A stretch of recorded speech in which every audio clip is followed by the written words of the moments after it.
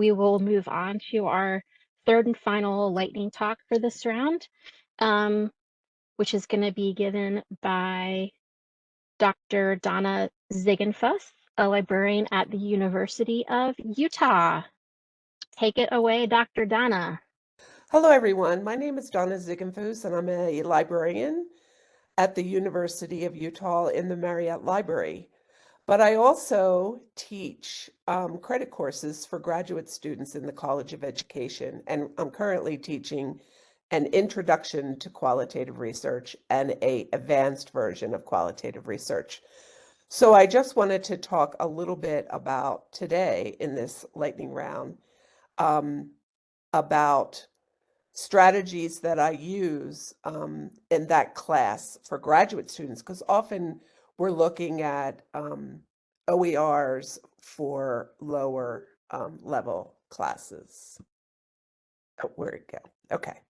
So what I'm going to talk about today, very briefly, is a what, a why, and a how of what I use in my class. So what is the difference between low cost and no cost? This was a big topic for me in trying to figure out what I was going to use with my class. I also want to talk about why I do this to help graduate students. And also I use a tool that our library provides called Leganto, which is integrated with our library management system, which allows me to make reading lists of library resources for free, OERs for free, and other web resources that I can access. So I want to recommend a video by David Wiley, who is one of the big OER gurus that was done in 2016, where he did a presentation about high impact practices and OERs. And it really helped me. I'm kind of a newcomer to the actual science around OERs. I've been doing a lot of open pedagogy in my classes, but not really understanding where OERs come from. And this presentation, I know there's a lot of text on here, but he talked a lot about what really is open. And we already heard today about his 5R activities. He also says it's no cost to the internet is free, but it's really not free because it does have copyright on materials, even though it's not marked with a copyright symbol, as we learned in the first presentation about copyright. And it, in some cases, something appears to be free, but you have to log on and set up a login, which then David Wiley says it's not free. So he really helped me understand terms.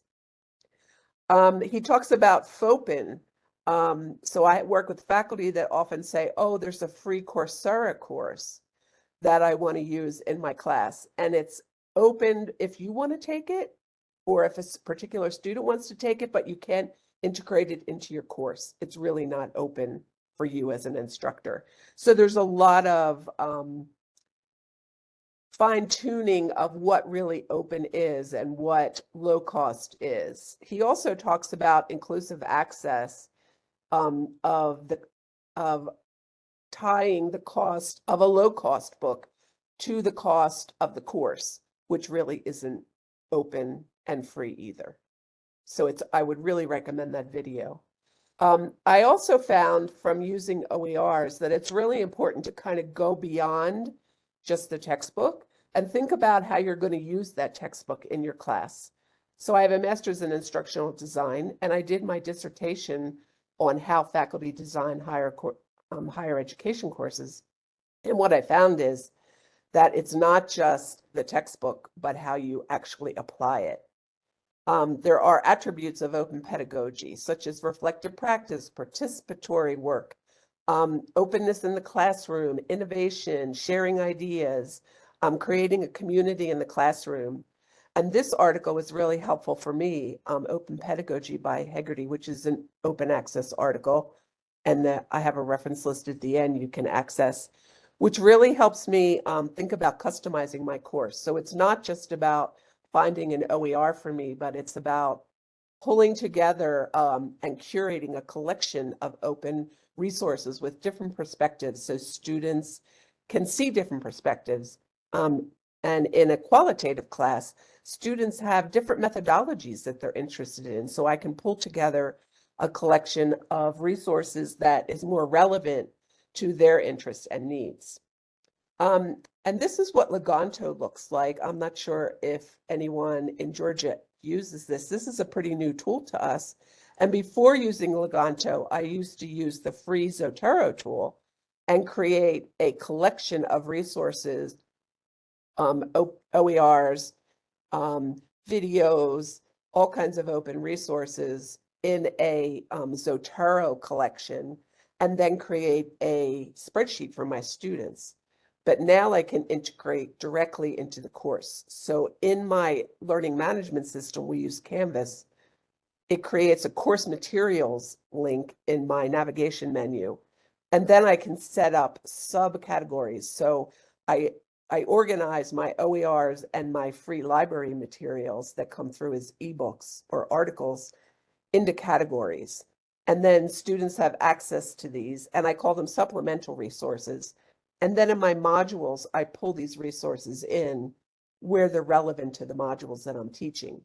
At the end of the course, this Leganto software also allows me to pull out a reading list as an Excel spreadsheet with links to the library catalog so that students can have that going forward from the course. This is what my section on writing, academic writing looks like, where it tells me it's an ebook, it tells me it's a book chapter, it tells me that it's a document, and all the students can just go here and view online, download online. So for example, the first book, Practicing and Presenting Social Research, is an ebook, and they can just click on it and download it. And then the next one is a book chapter that's in another book that they can download. I also give them a document and take them to a website for APA, qualitative research design standards. So they can look at the website and then they can download an actual cheat sheet that they can use. And then the last two resources are library resources that they can download chapters. And we do have some agreements with some publishers where students can download the full book from the library catalog for a limited amount of time. So it lets me put together a lot of different resources. I can also do websites. So I also pull in tutorials on how to use qualitative research tools like Atlas TI or NVivo. And I can also pull in websites and YouTube videos of methodologists talking about their methodology. And I can add them all to this single list, which is really awesome. So my how is to think about how to pull all this together is that it's not just about the OERs, but how you use the OERs in your practice. In the beginning of the course, I create a preliminary syllabus at the beginning, and the students and I finalize the syllabus in the first class. I give them a survey and I find their research interests and what stage they are in their research process so that I can customize resources that I use within my course. These are some of the comments at the bottom that students have given me in my course evaluations. And they're not so much saying, oh, I'm so glad we have OERs, but about how it's customized to their needs and how it's relevant for what they're doing in the class. I also spent last semester doing a sabbatical on OER research because I really do not have an OER background. And I found that this really is a team sport. It really does take librarians, faculty, student engagement, administrator support. I've also contacted my disability office for students with disabilities to make sure that resources are accessible. Centers for Teaching and Learning. And now I'm also thinking about retention and promotion committees.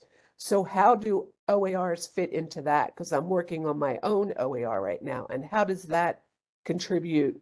Will that count for my promotion and tenure?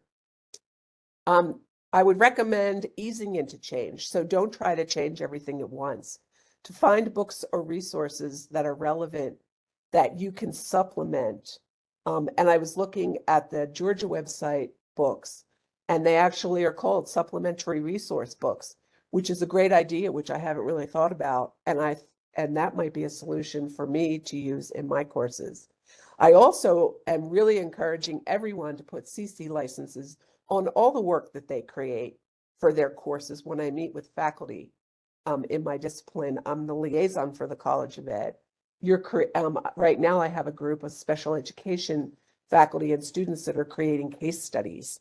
And I said, you have to put those Creative Commons licenses onto your case studies before you make them public in Google Drive.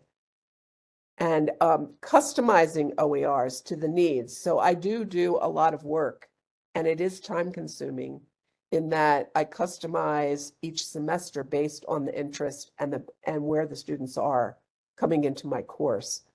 But I find that really engaging, and I've really collected quite a personal curated collection now of qualitative research resources and books. Qualitative books are very expensive, and a lot of different methodologists have different approaches to qualitative. So I think by making these books available to students in the reading list, they can see the book and test out the book and see where they are, and then decide if they want to buy it later in the down the road. Okay. Oh, that's my alert. And I have some references and questions. Does Thank you, anyone have Donna. any That was questions? that was great. Any questions for Dr. Donna? Is that what your students call you? No, they call me Dr. Z Oh, because no one okay. can pronounce my last name.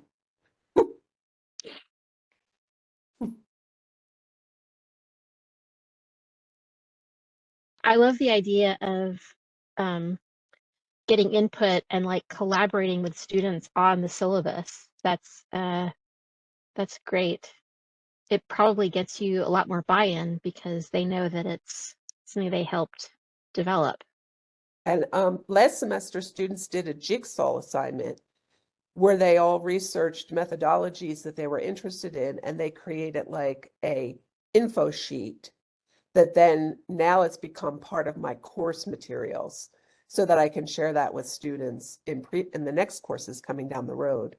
So they had a little template on what they needed to include on their info sheet, and they've contributed now to the course materials that I'll use from semester to semester.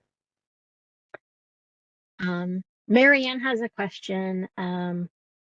I think about Leganto. I think that was the name, is the platform you mentioned, which I Yeah. think she's referring to Leganto, Mhm. a library thing or a university-wide thing? It is a library thing. So we are ex libris and we use Alma, and I can actually go into Alma and set up a reading list. It's a little clunky for librarians because if they're not in a credit course, they can't really set it up and test it. But since I'm teaching a credit course, I can actually create it directly in my Canvas course, but librarians would have to set it up in Alma. And then our reserve department is involved. So when faculty set up their reading list, it then goes to the librarian. They set it up and they send it for approval to the librarian, and then they can do the copyright if there's copyright that needs to be done, or if there's an ebook that needs to be found for the course. So it kind of bypasses librarians contacting me and say, I want to use this book in my course. It can go directly through Leganto. So it is an additional tool, which is much better than me creating a Zotero spreadsheet for students.